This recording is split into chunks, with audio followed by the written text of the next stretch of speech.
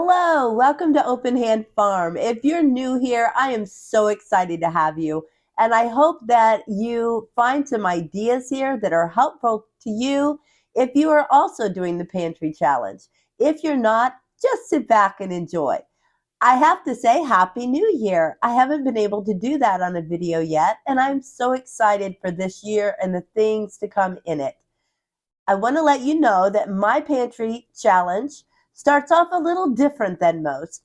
We have a monthly community dinner at our home. It is the first Monday of every month, and it just happened to fall on January 1st this year.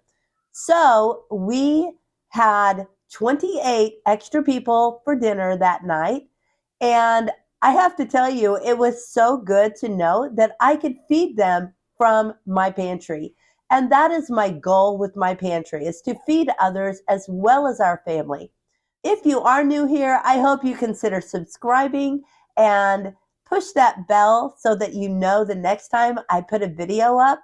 I hope you follow us along and see what other kinds of things we do here at Open Hand Farm. Now let's check in and see how our week went. So day one, because of it being New Year's Day, we had black-eyed peas. I just always chop up some onions, carrots, and celery, and then I put them in some oil in the skillet and cook them until the onions are translucent. I also had soaked my beans overnight, so I divided them into two pots. I went ahead and shared the vegetable mixture between the two pots. One pot was going to be no ham, and then the bigger pot would have ham. The seasonings that I put in my black-eyed peas is thyme, which I had fresh thyme out of the garden, and I just kind of smashed it down a little bit. And then 2 years ago, I grew a bay plant. And at the end of the season, I took all the leaves off and dehydrated them. And comparing the price that I paid at the store for bay leaves, I figured out I had gotten $80 worth of bay leaves off of that plant. Now, I did not do it last year, but I will do it again this year. I also add some salt and pepper, and that's about it.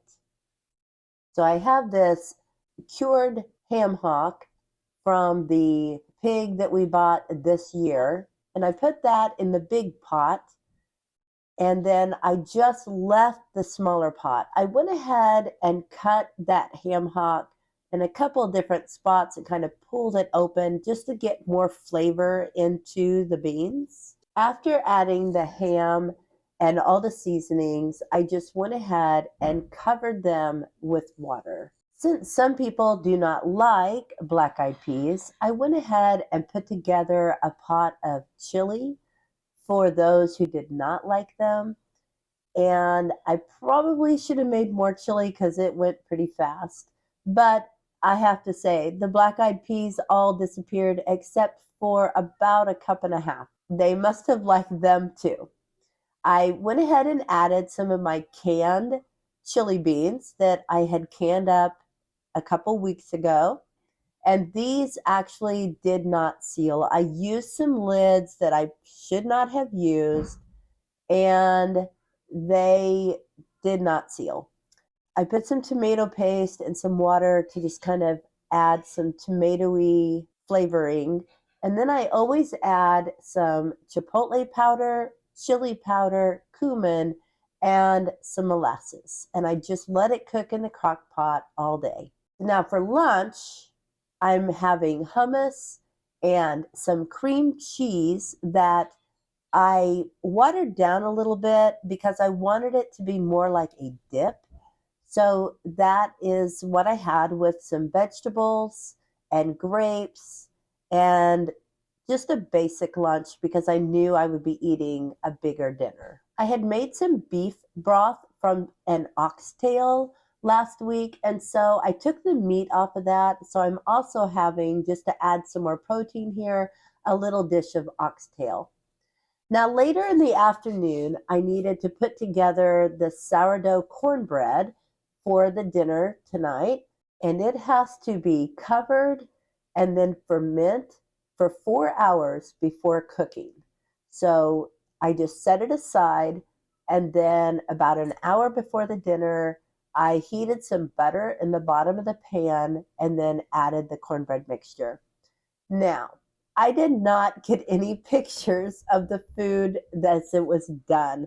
I was so busy getting tables adjusted and things ready for the dinner that I forgot to take a picture. But trust me, it was good. Everybody loved it and they raved over the cornbread. I do have a video on that, and I'll leave a card here. But it was so good and everybody really enjoyed it. Now, day two. For breakfast, I have been eating a peanut butter oatmeal mixture that I had gotten the idea from a friend several years ago, and I love it. It's very simple. You just add a little maple syrup or honey to your peanut butter, add about a third a cup of dried rolled oats, and mix it all together. So it's kind of a peanut butter ball type protein texture kind of thing, but it's really good if you put bananas on top. And I had 2 slices of bacon that had been in the fridge for a few days, so I went ahead and just heated those up and added it to for extra protein. And of course, my coffee. Now for lunch, we're going to try a new recipe. It's a healthier version of the Waldorf salad. I am not a Waldorf salad fan, but this recipe looked really yummy. I saw it on Instagram and thought, I want to make that. So you start out by making this kind of pecan brittle that goes as a topping. So after I had breakfast, I went ahead and just put this together so that it would be done and ready when we wanted lunch. You just spread it out on a pan and bake it. And then I started mixing together the different fruits and vegetables to go in the salad. It's so pretty. You make a dressing with yogurt and apple cider vinegar and different flavorings. And it's very simple. Then you just add all the vegetables and fruit in a bowl. And then I mixed them up once I got in there before I put the dressing on. And then you add the dressing. Now, honestly, I thought this was too much dressing. But one of the other ingredients is that they suggest you cut up a head of romaine lettuce and put in there. And I did not. I did mine a little bit differently. After the brittle cooled, I just broke it up into pieces, and then I divided it into 6 portions because that's what the recipe said this salad would feed. So what I did, instead of putting the romaine lettuce in it, is we used a spring mix of salad because that's what I had, and I just spooned that on top. Then I added the crunchies, and then I stirred it all together. Oh my word, you guys, this is delicious. So, so good. We went ahead and served that with the 2 cups of leftover black-eyed peas. I wanted to store that in a way that the items would not get soggy. So what I did is I put the salad in a dish. The spring salad mix was already in its own container. And then I put the individual servings of the brittle in little plastic bags. So the next time I used it, it was just as fresh and just as good. I started some sourdough bread in the morning, and now about 2 hours before dinner, I'm working it into a loaf. And I have to tell you, I did not use a well-fed starter, and it is extremely sticky, and I know it's not going to be perfect, but you know what? It was so good. I have to tell you, this dinner was the best ever. One of my weeks of the Every Bit Counts challenge, I spent just making soups. This is a replica of the Olive Garden zuppa that has the sausage, potatoes, and kale. You warm it up and you add some cream. And you guys, I cannot even tell you, it was delicious. We ended up just raving over this meal. Next year, I will be canning about 30 jars of this because I have waited till now to have it. So now that's all I have on my mind is eating this soup. It was so good. And the bread was a little dense, but it soaked up the juices of the soup. It was delicious.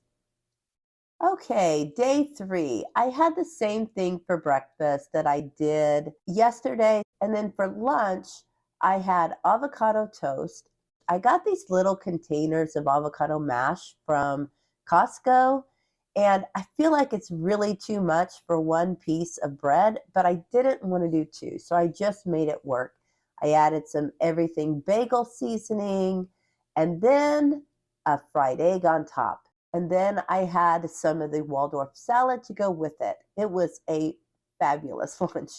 Later that afternoon, I put together some overnight oats. I really like having these in the refrigerator. And right now, I'm really glad they're there. And I'll explain more about that later. But I was able to fill 9 jars for a cup each of overnight oats. So I just stick them in the fridge. I put different toppings on each day. I also canned some chicken thighs that day. I had some that I needed to use, and I went ahead and did that. Now, for dinner, we had a turkey soup made from leftovers. This is gravy that was thickened with cornstarch, so it's a little funny looking. I just added another jar of smoked turkey broth, and then I added some smoked turkey. We smoked this turkey last week, right before the new year, and I love using it in different things. It just adds a little extra flavor.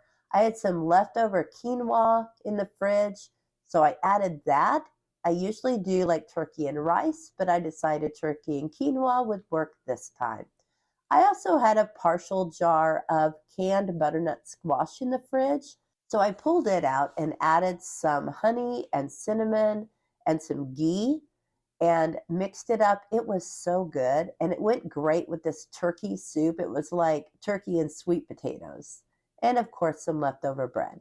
For day 4, I had some overnight oats for breakfast. And for this particular day, I had some bananas that I was wanting to use up. So I added some maple syrup and cut up a banana. And then I just broke up some walnuts to add some walnut crunch in there. It was delicious.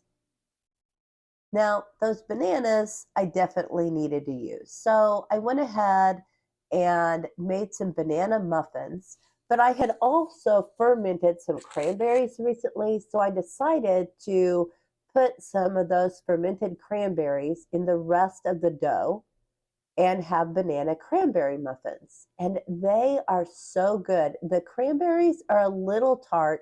They will sweeten as they sit in the fridge, but they were pretty as well as tasty. Now, I also have potatoes that were starting to get eyes on them, the potatoes that we grew. And so I wanted to preserve them instead of waste them. So my grandson came over and we canned potatoes. For dinner, I was so busy from the canning and everything that I forgot to show you all of the processes here. But I will make this again because we really like it. It's a spaghetti squash skillet with bacon and onions and kale. And then you put feta cheese on top, and it is delicious. Day 5. I started again with overnight oats, only today I'm adding peanut butter. This is a no sugar peanut butter, and I just really love this brand. I get it from Azure. It's called CB's Nuts, and it's always creamy. So I mixed that in, and then I added some honey. So I had a peanut butter and honey overnight oats. You can also add jelly if you like, but peanut butter is always a great add. Now, I still had some more potatoes. I had the larger potatoes, so I went ahead and mashed those and I put them in the freezer. I had never done this before. I mashed them, put them in the loaf pans, added butter on top, and then I covered them with saran wrap so that the air couldn't get in and turn the potatoes brown. And then I covered the whole pan in foil. And as always, don't forget to label what you have done. Now, I did not put a date on this because I'm assuming we're going to use them up fairly quickly. So I don't think they're going to sit down there for a year or more. I believe the recipe said that they're good for 6 months in the freezer.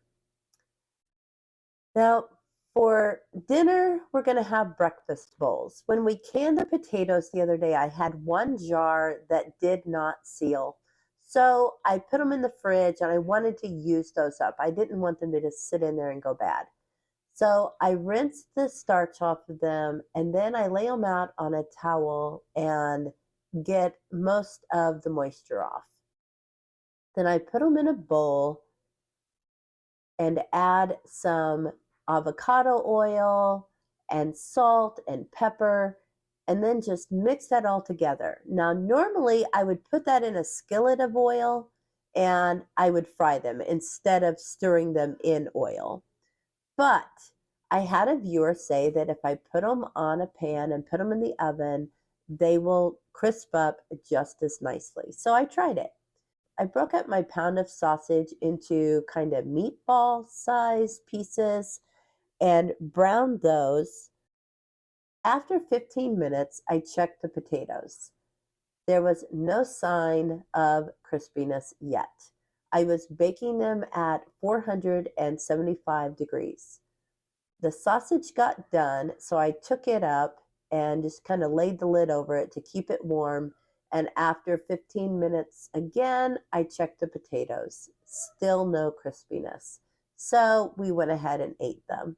Now, when I put the bowls together, I put a bed of arugula and kale under them. We added the potatoes, then a fried egg that doesn't look real pretty because it was fried in the sausage grease, so it's kind of brown. And we topped them with the sausage, and they were really, really good. Now, for day 6. For day 6, you have me in my spare bedroom because this is where I'm going to be for 5 days. I got a runny nose yesterday and I was going to go to a ladies event today, and it was at a dear sweet friend's house who was 91 years old, and I thought, I don't want a chance taking anything to her, so I just decided to test for COVID. Guess what? So I will be in here for 5 days. I am blessed to have this space to quarantine in. It includes my office that has a bed in it, as well as my sewing room with a television and a little Christmas tree so I can still have my Christmas lights, and it has a bathroom. So I am just really blessed to have this space and be able to still work on some videos and get things up for you so that I don't leave you hanging. That means that my week 2 of the Pantry Challenge will not be videoed. I will be sneaking in with a mask on when everybody else is out of the room to get leftovers or just grab veggies and hummus or whatever. I did eat overnight oats this morning, and like I said in the video, I'm so glad I have made those and they're there for me. So that will be an easy breakfast the next few mornings. And Mark has plenty of leftovers in there from last week, so I don't need to worry about him. And we have jars and jars of homemade soups. Again, I am so happy that I canned those soups in the Every Bit Counts Challenge. I can't tell you how happy I am. So I think tonight I'll have him warm us up some more of the zuppa because I still have a little bit of bread and I also have the cranberry muffins. So we are just set. So even through illness, we're going to make this work. But I'm going to go ahead and edit the video on making that Waldorf salad because it was so good. Wednesday, I will put up how to make that and include the recipe.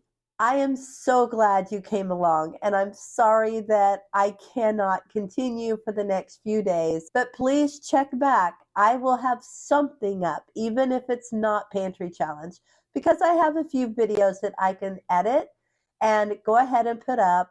I have some projects that I could do here in the sewing room as long as I keep feeling as well as I do. Thanks so much for coming along. And we at Open Hand Farm pray blessings on you and yours throughout this new year.